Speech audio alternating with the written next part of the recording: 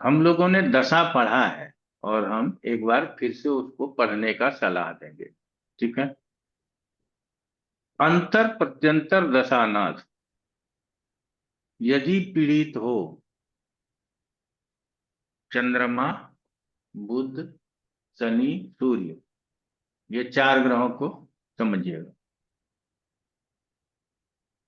के साथ संबंध रखता हो या सत्थेश के साथ संबंध रखता हो, तो उन दशाओं में स्वास्थ्य संबंधी परेशानी होने की संभावना अधिक हो जाती। ठीक है ना। तो वहां तो ये लिख दिया गया है कि छठे आठवें 12वें में जाने से ये होगा वो होगा, ये तो हमारे समझ में आता है। अब आप लोग सोचेंगे कि गुरुजी चार ग्रह, पहले दो ग्रह बताते थे, आज दो ग्रह और क्यों जोड़े? उसका विश्लेषण मैं आज करता हूं। पहला है सूर्य जो आरोग्यता देता है। ठीक है ना। तो जैसा कि अभी पूजा ने कहा कि आपने बताया कि सूर्य रोग उजागर भी करता है और उसके ऊपर कंट्रोल भी देता है। तो इसीलिए सूर्य यदि पीड़ित है, शनि के प्रभाव में हो, मंगल के प्रभाव में हो, राहु केतु एक्सिस में हो, छठे में चला गया हो, कहता तो है लोग कि छठे में चला गया तो अच्छा हो गया, लेकिन रोग के मामले में हम अच्छा नहीं कहते उसको। वो क्योंकि उस घर में बैठा तो उस घर की परेशानी हमें दे सकता है।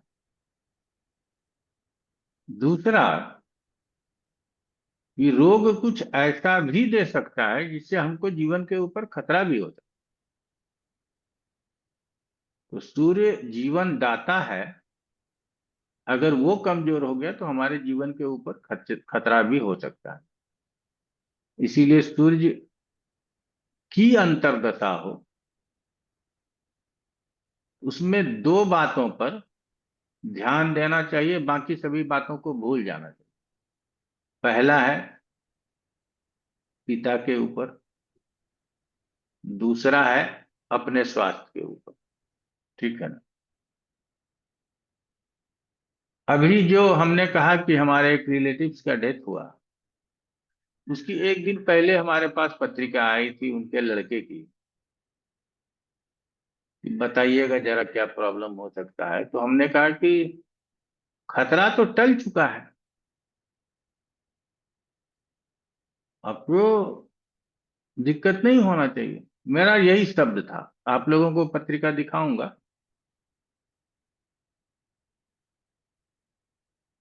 लेकिन दूसरे ही दिन पता चला कि उनको ब्रेन हेमरेज हो गया था और 24 घंटे में वो गुजर गया।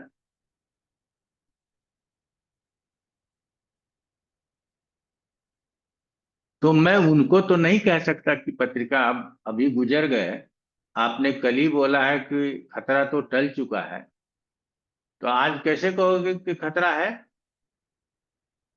तो उनके प्रत्यंतर में सूर्य 11 नवंबर को समाप्त हुआ था। प्रश्न मेरे पास 15 नवंबर को आया था।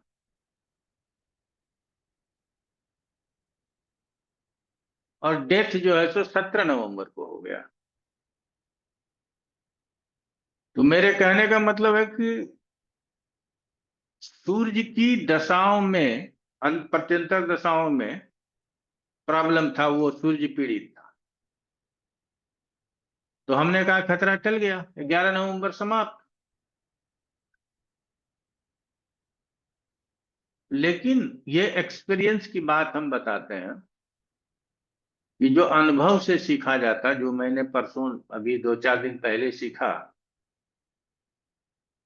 कि वहां हमको ये कहना चाहिए था कि खतरा है, क्योंकि हो सकता है कि टाइम में 2 4 मिनट का अंतर हो तो सूर्य की दशा अभी चल रही हो, और यदि सूर्य की दशा चल रही है तो पिता के बारे में सोचना ही है, ये तो मैं जानता ही था। और जब सूर्य पीड़ित है तो पिता को खतरा हो ही सकता है। तो वहां फिर एक प्रश्न मेरे दिमाग में आया कि सूर्य की तो प्रत्यंतर हर एक बार आया होगा ना, जिस भी ग्रह का अंतर आया होगा उसके प्रत्यंतर में सूर्य आया होगा। तो इस वाले प्रत्यंतर में क्यों ऐसा खतरा हुआ? तो शायद शनि के प्रत्यंतर में जो है सो सूर्य आया है। शायद, अभी अब लगाएंगे आप लोगों को तब समझ में आएगा। तो उस दिन मैंने सीखा, आप समझ सकते हैं ना कि मेरा 25 साल का अपना अनुभव है। उसके बाद फिर से हमने सीखा कि भले ही थोड़ा सा, इसीलिए कि बहुत रिलेटिव थे, घबरा जाता लोग, यदि हम बोल देते ना कि प्रॉब्लम है तो सब घबरा जाता। हमने कहा सूर्य निकल गया, हमने कहा खतरा खत्म हो गया है, अब अगर बीमार है तो रिकवर करेंगे, ठीक है ना। क्योंकि दूसरे नंबर पे जो मैंने ग्रह बताया वो बताया चंद्रमा, ठीक है। चंद्रमा हमें क्या देता है? पोषण। और चंद्रमा औषधि के भी कारक है। चाहे आप एलोपैथ मेडिसिन ले लो, होम्योपैथ मेडिसिन ले लो, आयुर्वेद मेडिसिन ले लो, जो भी मेडिसिन है, या तो वो केमिकल से बना है या तो प्लांट से। समझ रहे हैं ना? तो केमिकल के लिए भी चंद्रमा कारक है, और प्लांट के लिए चंद्रमा और बुध दोनों कारक है। बाकी हॉस्पिटल में सिस्टर है, डॉक्टर है, और हॉस्पिटल का apparatus है, हॉस्पिटल का बिल्डिंग है, हॉस्पिटल का ड्रेस है, आप देखते हो सफेद सफेद पहनते हैं लोग।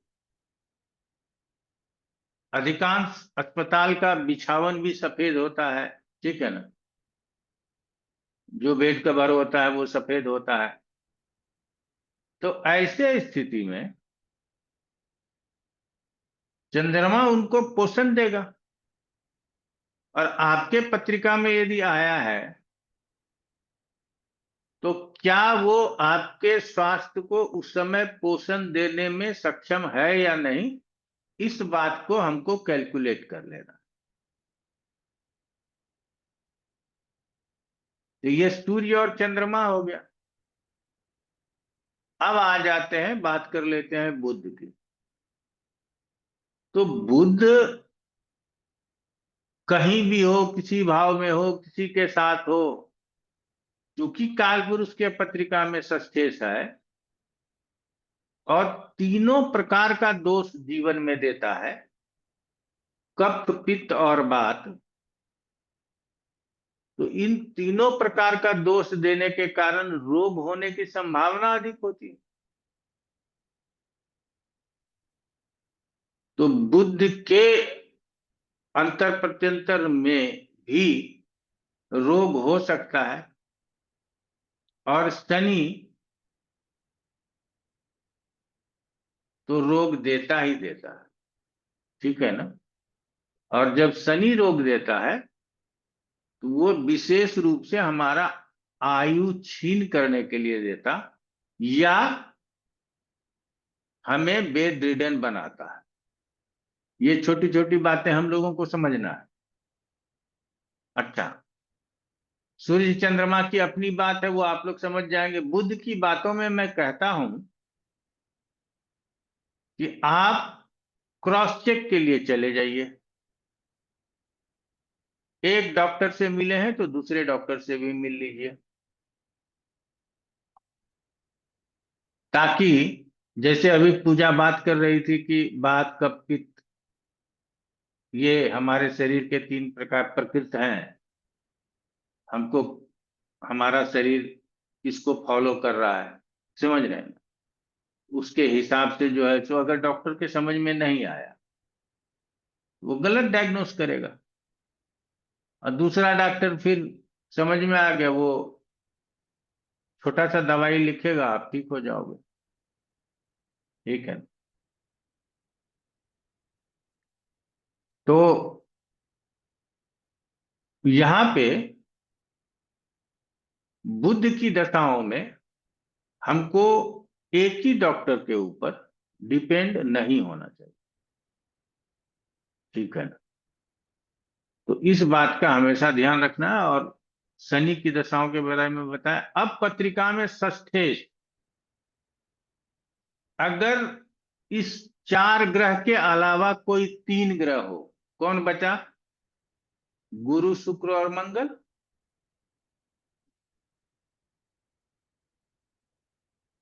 अगर इन तीनों में से कोई षष्ठेश हो तो क्या अंतरदशानाथ छठे का स्वामी है? अब विस्तार इसका ले लेना है, बात को समझिएगा। अंतरदशानाथ क्या छठे में बैठा है? अंतरदशानाथ क्या छठे को देख रहा है? अंतरदशानाथ क्या छठे के स्वामी के साथ है? इसमें से आप नंबरिंग कर लीजिएगा कि एक नंबर छठे में बैठा है, दो नंबर छठे को देख रहा है, तीन नंबर छठे का स्वामी है, चार नंबर छठे के स्वामी के साथ। ठीक है ना? ये ग्रेजुअली आपको कम प्रभाव दिखाएगा। ठीक है? अगर छठे के साथ है तो ज्यादा तनाव लेने की जरूरत नहीं है, लेकिन यदि छठे में बैठा है तो तनाव लेने की जरूरत।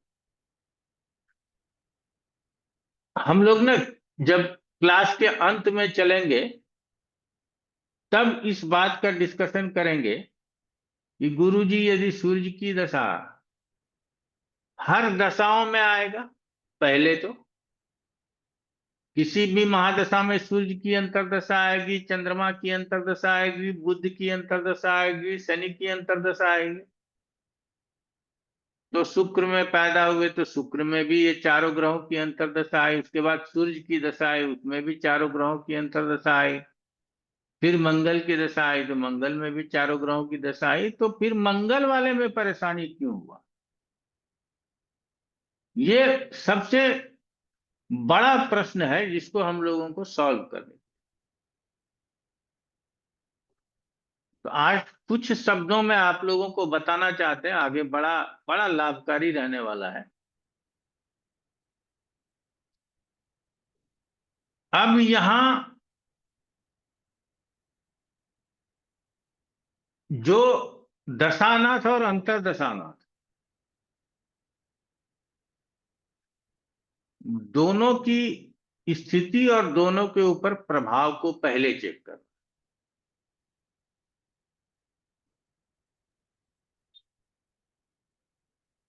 अब क्या है कि स्थिति यदि छठे आठवें बारहवें में हो, किसकी? महादशा की। स्थिति यदि छठे आठवें बारहवें में हो, किसकी? अंतरदशा की। ये तो पहले ही डिस्क्लोज कर रहा है। अब महादशा नाथ पीड़ित हो, अभी पहले इसी दो बातों को समझ लेते। यदि महादशानाथ छठे आठवें बारहवें में है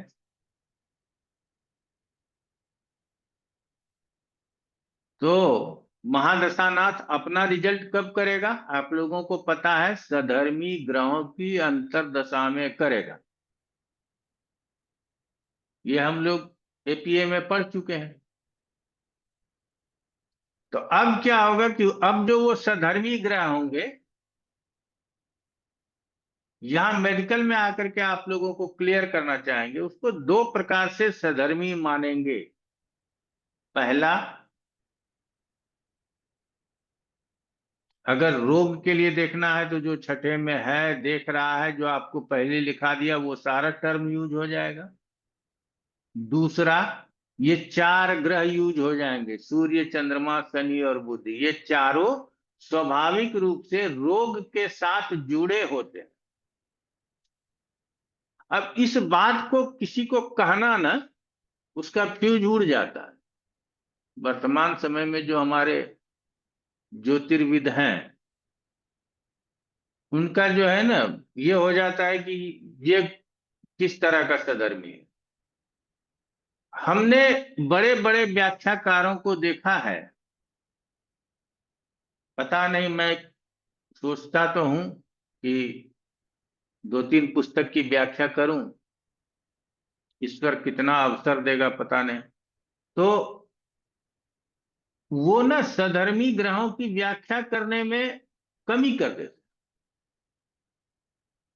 और जब मैं मेडिकल में आता हूं, मेडिकल में इतना चीज नक्षत्र ये वो जो स्थापित सिद्धांत है वो उठा के लगा दिया कि सूर्य के साथ बुध होगा, या ये ग्रह होगा तो कुष्ठ रोग होगा, तो कान खराब होगा, तो ये होगा, यही पढ़ा करके बुक बुक बना दिया, छोड़ दिया। मैं उसके फॉर्मेशन में नहीं जाना चाहता हूं। उसको बुक लिखना था, उसने बुक लिख दिया, लेकिन नॉलेज नहीं ट्रांसफर कर पाया। तो ये चार ग्रह तो सधर्मी हो जाएंगे। अगर ये सधर्मी ग्रह होने के साथ साथ छठे आठवें बारहवें में है तो और खराब हो गए। छठे आठवें बारहवें में होने के साथ साथ पाप कर्तरी में है, अशुभ ग्रह से दृष्ट है, राहु केतु एक्सिस में है तो और खराब हो जाएगा। अब पुनः चलते हैं कि जब महादशा नाथ सधर्मी ग्रहों की अंतरदशाओं में अपना योगदान क्या देंगे? छठे में बैठे हैं तो रोग, आठवें में बैठे हैं तो चोट चपेट। तो इस तरह का अपना धर्म दिखाते हैं। अब जो अंतरदशानाथ है, अगर वो प्रोटेक्ट करने में सफल नहीं है, वो महादशानाथ को सहयोग करने में ही सफल है, तो उस समय पे जाके हमको रोग हो जाता है, या उस समय जाकर के रोग का जन्म हो जाता है, पता विलंब से चलता है। ठीक है ना? मैं आप लोगों को बताऊंगा कि 2020 के पहले मैं सरदर्द की दवा खाता था। 20 के बाद मैं गैस की दवा खाने लगा। फिजिशियन को दिखाया, बड़ा गैस होता है, ये वो प्रॉब्लम होता है, 10 लोगों के बीच में जाते हैं, गैस रिलीज करने में अच्छा नहीं लगता, तो गैस की दवा खाने लगा। और 22 आते आते हमको लगता है कि हम बीपी की दवा खाने लगे। और 25 के, हाँ कह सकते हैं मार्च अप्रैल से, 2025 ये जो साल गुजर रहा है, इसके मार्च अप्रैल से हम डायबिटीज की दवा खाने। तो गैस की दवा खाने के बाद भी हम जब डॉक्टर के पास जाते थे तो उनको शिकायत करते थे कि दवा तो खाते हैं लेकिन ये ठीक नहीं रहता।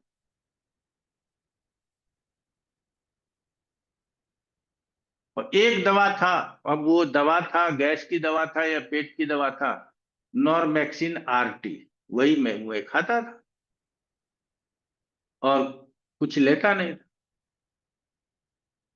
तो हमारे कहने का मतलब है कि क्या 2020 में ही रोग का बीजारोपण हो गया और 2022-23 से वो रोग दिखाई देने लगा? ठीक है ना? अभी भी मैं अपने आप को डायबिटिक नहीं मानता हूं। ठीक है ना? अगर हमको लोग बोले कि 3 बार गन्ने का जूस पीने से फायदा होगा, तो 2 किलोमीटर और वॉक बढ़ा लूंगा और गन्ने का जूस पी लूंगा और थोड़ा दवा भी खा लूंगा, क्योंकि दवा डायबिटीज के लिए होगा और वो जो गन्ने का जूस है वो लीवर के लिए हो जाएगा, दोनों ठीक हो जाएगा। डायबिटीज की दवा गन्ने का जूस पीने के लिए अलाउ करेगा, ज्यादा नहीं बढ़ने देगा डायबिटीज। तो ऐसा किया जा सकता है। लेकिन अब पूजा की बात को अमल और बीआरडी जी के बाद, बिटिया से बात करने के बाद शुरू करूंगा। तो रोग कहाँ पैदा हो जाएगा और आपको छोड़ देगा, और उसका प्रभाव बाद में दिखाएगा। ये भी बात समझना जरूरी है कि कहाँ पैदा हो जाएगा, और ये भी बात समझना है कि कहाँ प्रभाव दिखाएगा। ठीक है ना? इस दोनों बातों को हम लोगों को अलग अलग करके समझने की जरूरत होगी। तो आज जो हम बता रहे हैं, जहां प्रभाव दिखाएगा, तो महादशानाथ उत्तरदायी हो सकता है रोग के लिए, यदि वो रोग स्थान से संबंध रखता हो, या इन चार ग्रह जो आप लोगों को हम बताए उससे संबंध रखता हो।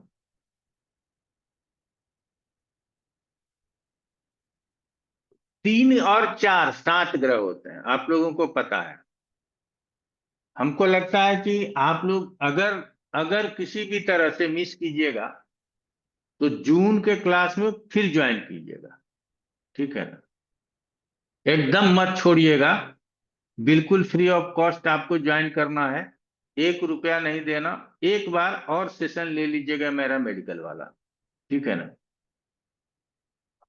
अगर लग जाए कि हमारे अंदर कुछ कमी रह गई है तो हम वहां पूरा करेंगे। अब 4 ग्रह हैं, सूर्य, चंद्रमा, शनि, बुध। इसको हमने अलग कर दिया है।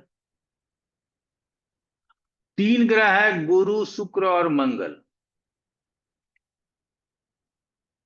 वैसे तो सातों ग्रहों के अपने अपने रोग हैं।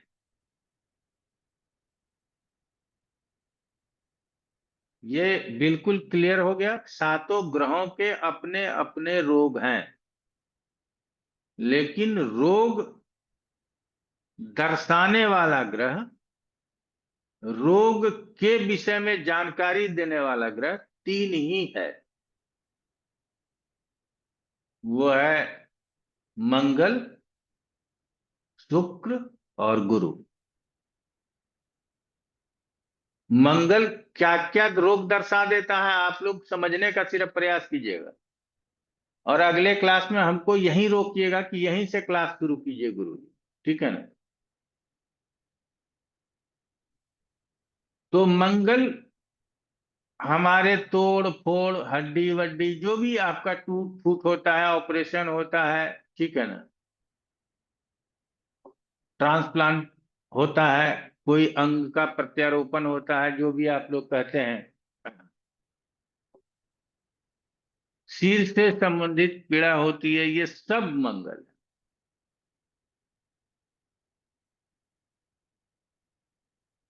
उसके बाद यूरिनल, सेक्सुअल, ये जो प्रॉब्लम है ये सब शुक्र है।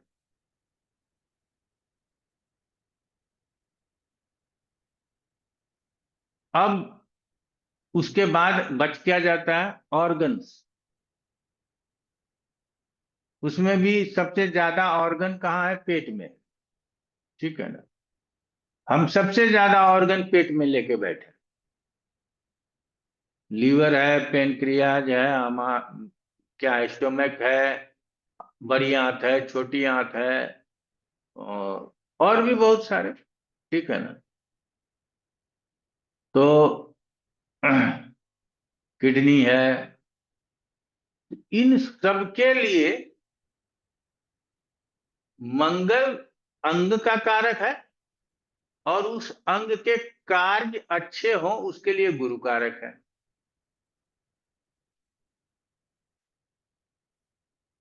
तो हमारे फंक्शन में प्रॉब्लम दे सकता है। ठीक है? तो इस तीनों को अलग से देखें और सूर्य बुध शनि चंद्रमा को अलग से देखें, तब हम फैसला ले पाएंगे कि कहाँ जन्म होगा रोग का और कहाँ रोग का दर्शन होगा और कहाँ रोग ठीक होने के लिए जाए। इस तीनों बातों को समझ सकेंगे। हमने आपको पहले ही बताया कि मैं उदाहरण पत्रिका अगले क्लास में ले लेंगे। मैं ये बात हम हमेशा कहते हैं अंतर प्रत्यंतर, तो भाई अंतर प्रत्यंतर तो आएगा, और हर महादशा में हर ग्रह का अंतर आएगा और हर अंतर दशा में हर ग्रह का प्रत्यंतर दशा आएगा। लेकिन हम कैसे इस बात को जान पाएंगे कि इसी ग्रह में हमको प्रॉब्लम होगा, इसी दशाओं में हमको प्रॉब्लम होगा।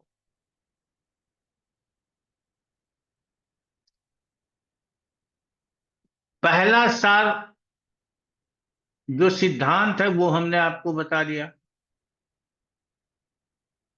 दूसरा सिद्धांत है कि जब बच्चा जन्म लेता है तो ग्रो करता है, ठीक है ना,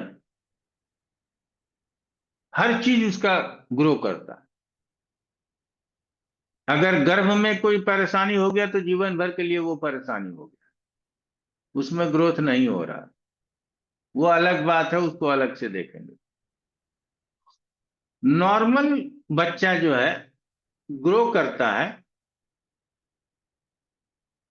और ग्रो करने के समय दूसरा है, आप लोगों ने देखा होगा कि कोरोना का इम्पैक्ट बुजुर्गों में ज्यादा रहा, बच्चों में कम रहा। जवान को छोड़ दीजिए, जवान कॉमन रूप से बीमार रहे, जो फिजिकली ठीक थे, जैसे हम फिजिकली उस समय ठीक थे तो कोई परेशानी नहीं हुई, हमको कोरोना हुआ, दूसरे नहीं शायद तीसरे राउंड में हमको कोरोना हुआ, ठीक है।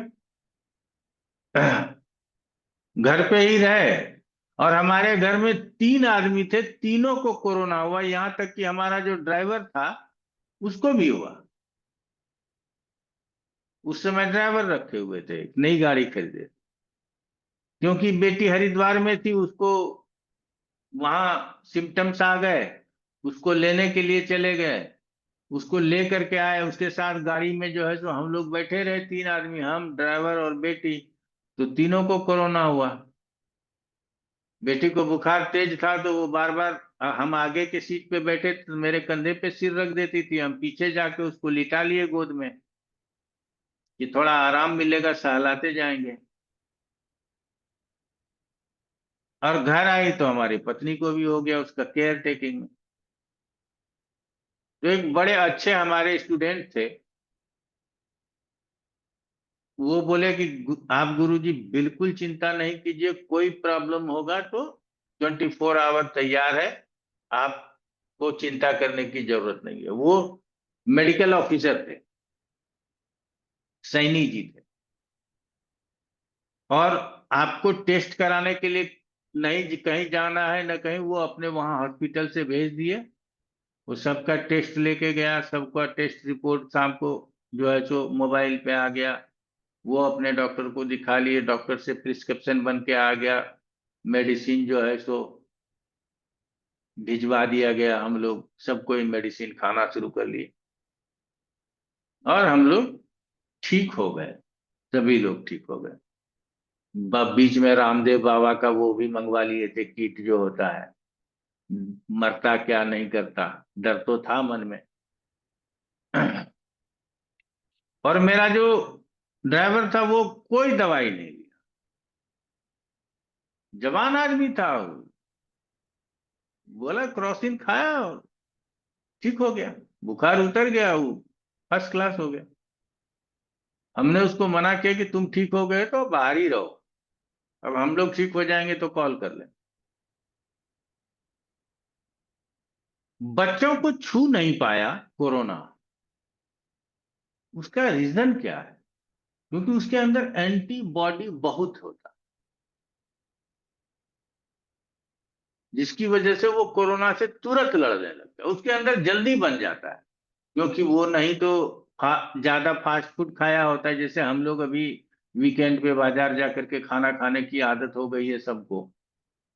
ये नॉन वेजिटेरियन का अलग रेस्टोरेंट खुल गया, वेजिटेरियन का अलग है, सब मतलब न जाने क्या क्या खुल गया है। नाम एक दिन बेटी गिना रही थी, हम कहे चलो ठीक है।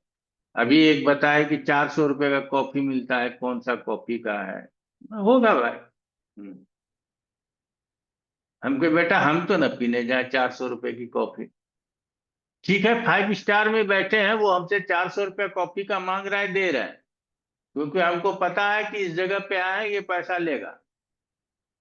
लेकिन कनॉट प्लस के चौराहे पे कॉफी होम है, वहां बैठ करके हम कॉफी पिए, कोई फ्रेंचाइजी लिया हुआ है, और उसको 400 रुपया देने बोलोगी तो हम नहीं पिएंगे। एक बोतल खरीद लेंगे 400 रुपये में, घर में डाल लो जितनी डालना है मात्रा में, तो कोई बात नहीं। तो बच्चे को ना वो क्षमता होती है कि वो बहुत जल्दी एंटीबॉडी बना लेता है, तो इसीलिए वो कोरोना को मात दे देता था, उसको कोरोना का इफेक्ट हुआ ही नहीं। तो जब बच्चा ग्रो करता होता है ना, तो उस समय यदि उसके स्वास्थ्य में परेशानी होता भी है तो वो कंट्रोल हो जाता है। ठीक है ना, अपने आप कंट्रोल कर लेता है। अब ये प्रॉब्लम पहले हम बोलते थे कि 45 साल के ऊपर जाकर के अगर दशा आती है तो आपको प्रॉब्लम होने की संभावना अधिक होती, क्योंकि उसके पहले तक आपके बॉडी में बहुत एनर्जी होता है। आप रोग जे प्रतिरोधक क्षमता आपके शरीर में अधिक होती है, जिसकी वजह से आप रोग से बचे रहते हो। लेकिन 45 के बाद रोग प्रतिरोधक क्षमता घटने लगता है, तब आप रोगों से लड़ नहीं सकते हो, तो ये देश काल परिस्थिति के अनुसार आप बीमार हो। अब ये बात 45 साल के लिए नहीं बोलते, अब ये बात 35 साल में ही बोलने लगे। क्यों? कि 25 साल, 30 साल, अभी देखते हैं ये हार्ट अटैक साइलेंट किलर है। कोई सोया, उसको हो गया है, गायक पानी में कूदा, वो हार्ट अटैक हो गया, बस पता नहीं कैसे हो रहा। तो भाई इसमें हम अब बोलते हैं कि 35 साल के बाद आप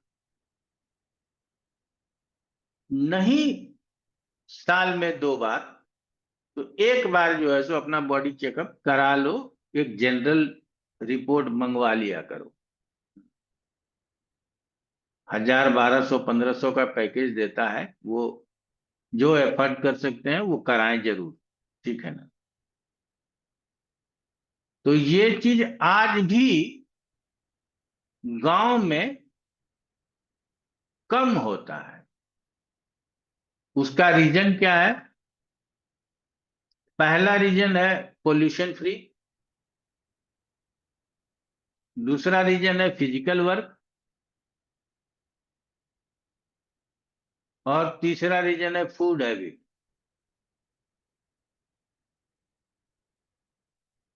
आपके घर में आलू पराठा डेली बन जाएगा। एक जो हमने देखा है हमारे बेटी को, पता नहीं पंजाबी में जन्म लेना चाहिए, हमारे घर कैसे पैदा हो गई। उसको आलू पराठा चाहिए, गोभी पराठा चाहिए, मूली पराठा, रोज पराठा मिल जाए तो बड़ा अच्छा। गांव में आज भी हम लोगों के लिए सत्तू या चूड़ा दही है हमारे यहाँ, किसी के यहाँ उत्पम और इडली है, किसी के प्रदेश में और कुछ है। तो सबका जो गांव का नाश्ता और खाना है वो डिफरेंट है, और वो क्लाइमेट के हिसाब से है। बंगाल उड़ीसा जाएंगे, उसमें पंता भात, मतलब आप लोग समझते हैं रात में पानी डाल दो चावल में, सुबह उसको खा रहे हैं। चाहे वो दही के साथ खाए या मछली के साथ खाए, वो खा रहे हैं, लेकिन उसी तरह का। साउथ चले जाएंगे तो खटाई ज्यादा खाई जाती है, आप हम खा लेंगे तो प्रॉब्लम हो जाएगा। पंजाब चला जाएंगे, पराठा ही पराठा है। तो सब जगह का अलग अलग अपना फूड है। जो हेल्दी है उसके लिए। तो ये 3 कारक है। पहला है हमारा पर्यावरण, नेचर। दूसरा है हमारा फिजिकल वर्क। और तीसरा है हमारा फूड हैबिट। ये 3 चीज ठीक होने के कारण आज भी गांव में टेस्ट कराना है तो 60 के बाद कराइए, कोई प्रॉब्लम नहीं। लेकिन अब जो मेट्रो में है वो 35 से टेस्ट कराना शुरू कर लो तो ज्यादा अच्छा है आपके लिए। तो हम लोगों को ये भी ध्यान देना पड़ेगा कि हम जिसकी पत्रिका देख रहे हैं वो ग्रामीण परिवेश में है या शहरी परिवेश में है, उसका उम्र कितना हो रहा है, समझ रहे हैं। यहां तक देखने के बाद अगर वो मेरा रेगुलर क्लाइंट है तो हमको उसके पिता के भी बारे में पता है। उसको पिता को ये परेशानी थी, ये परेशानी थी, ये परेशानी थी, और उसके पिता को किस एज में ये परेशानी हुई, इस बात की भी चर्चा आगे लंबा कर लेंगे कि अनुवांशिक गुणों के कारण भी रोग होने के समय को ध्यान में रखा जा सकता है। ठीक है ना। तो चलिए आज इतना ही रखते हैं। आप लोगों का बहुत बहुत धन्यवाद। यदि कोई प्रश्न है तो कर लें।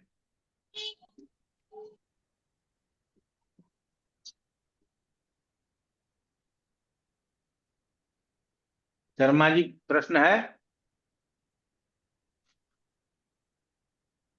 सर एक प्रश्न था मेरा हाँ बोलिए ना। कि एक फल दीपिका का एक नियम बतलाया था आपने, भाव हानि वाला, हाँ हाँ हाँ। है ना।